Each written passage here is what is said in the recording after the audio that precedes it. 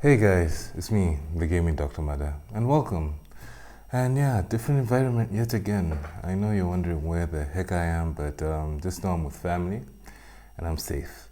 It's just a temporary setup. I'm on leave and I just came to get a change of view, but it doesn't mean the videos need to stop. Heck no. I mean, honestly, where would my dedication be as a professional media doctor if I didn't give you what you guys wanted? So more of me, even if I'm in a different place, and yeah, let's see how this one goes. And nurse, what are you doing here? It's my mom's place. I didn't invite you. I understand, but my mom would kill me if she found you here.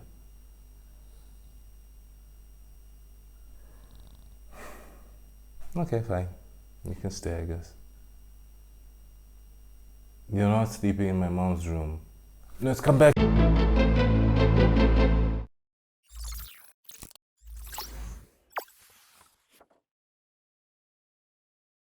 Today, I'm going to talk about a certain game that I've been wanting to talk about for a while. I know it's an old one, but that's what I'm here for. Like I said, I know everyone else in the world has played, but so far I'm the only one who I know has played this game in Malawi. So, like I said, this is just to open up people's minds on this game. I know people have heard about it, but I just want to talk about it from my perspective now. So the next game I want to talk about is Hades, especially now that there's a part 2 out, and I would like to talk and see, how the first one did. And it's been something I've been holding back for a while. So let's get right into it and let's talk about my next patient, Hades.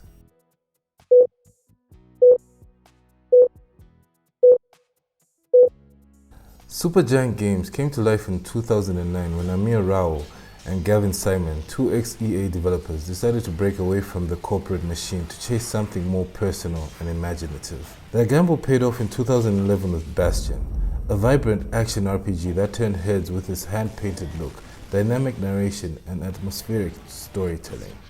From there, the studio kept raising the bar with titles like Transistor and Pyre, each brimming with their own artistic flair and emotional depth. But it was Hades that truly lit the gaming world on fire. Over the years, Supergiant Games carved out a reputation for delivering games that are unmistakably theirs. Stylish, heartfelt, and endlessly innovative. And yeah, that was a very brief intro. So that's the history. Let's get right into the game review and let's see what it has to present to us.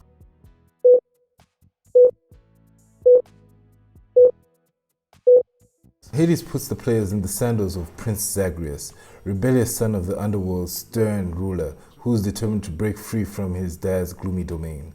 His quest isn't just about defiance, it's about finding his long-lost mom, Persephone, who abandoned the depths to live on the surface. Each escape attempt is a fresh battle through shifting realms of the underworld, where death is only the beginning. With every failure, Zagreus is flung back home, greeted by a mix of allies, rivals, and witty banter. Helping him along the way are the Olympian gods themselves, who lend him powerful boons, though often with their own agendas. Through these endless runs, the game weaves its story, deepening relationships and slowly unraveling the mysteries of family, loyalty, and freedom.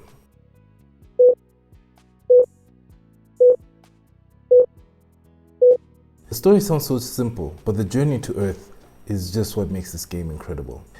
Each run helps you learn more about your friends, enemies, dog, Hades himself, the many tales of the underworld, and your place in it all.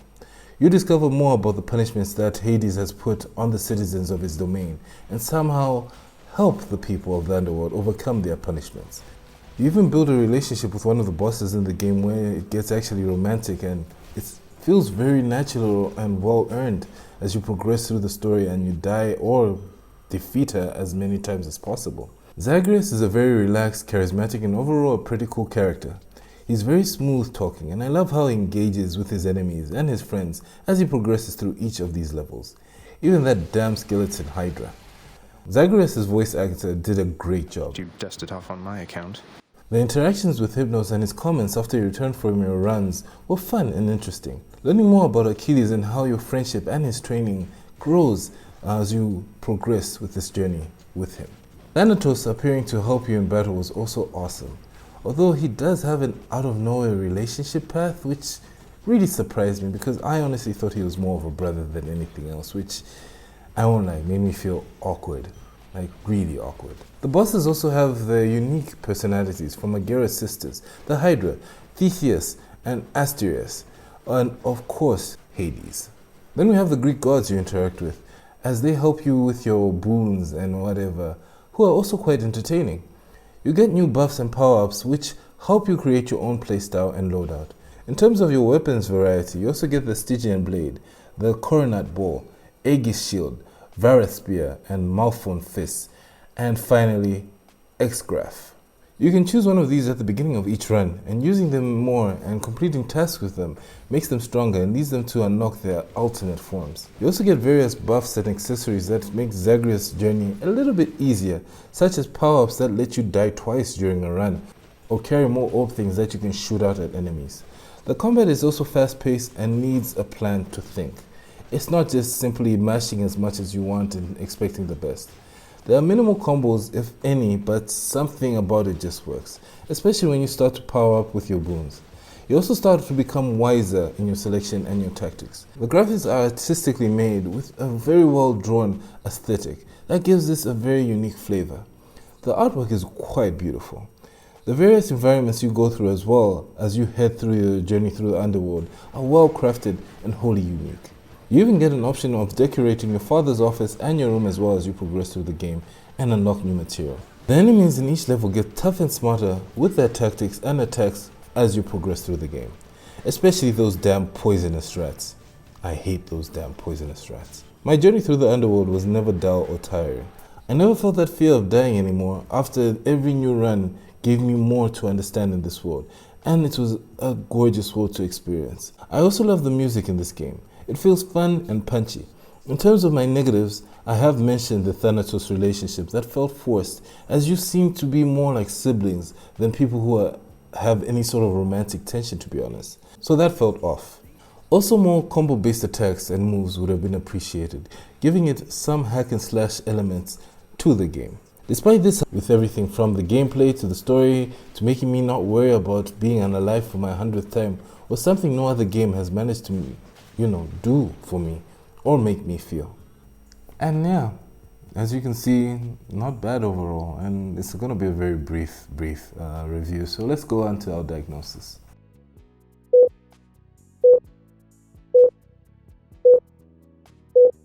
With all that I've put forward, I really can't believe that I played again with each new run and felt happier learning more and more as I got on. I never rage quitted with my deaths, and I never felt so invested in the lore of a game like this in such a long time. This game shows what indie devs like this can do when they take a risk and do not conform to the same rules as other larger developers, and I applaud them for that. This is why I'm giving Hades my highest accolade as a supreme patient. I recommend that all you guys who love great games, beautiful animated graphics, challenging gameplay, and have patience to boot will love this game. So please go out there and support this game and its sequel, which I'm sure will pull us all down to the underworld again, smiling even more.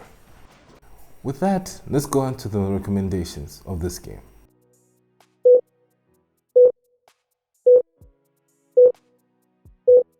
For my recommendations of this game, I really wish that we had more options in terms of combinations, as I've mentioned before, and also that more romance options would be applicable. I understand this had a lot of script, all the dialogue is really good. The voice acting, as I mentioned, was great. Everyone was amazing. Everyone did a great job, but I think just a few things like that would make the gameplay much more fun.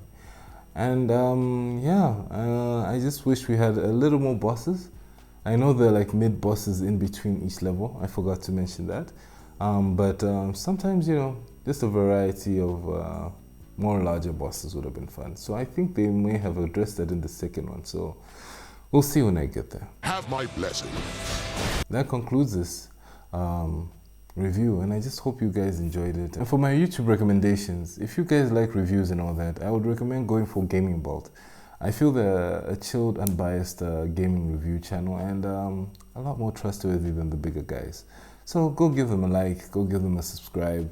And speaking of like and subscribe, Do that right now. I really would appreciate that, guys. I'm gonna try to open a new social media on Facebook at the Gaming Dr. Mada on Facebook, which I will start to work on sometime this week. So if you want, you can go and make suggestions there and all that. So yeah, give your boy some support. Like, comment, share, subscribe, tell your friends, tell your aunties, tell your unborn children about me, and let's start making this channel grow even more. So thank you guys, and till next time, on to the next patient.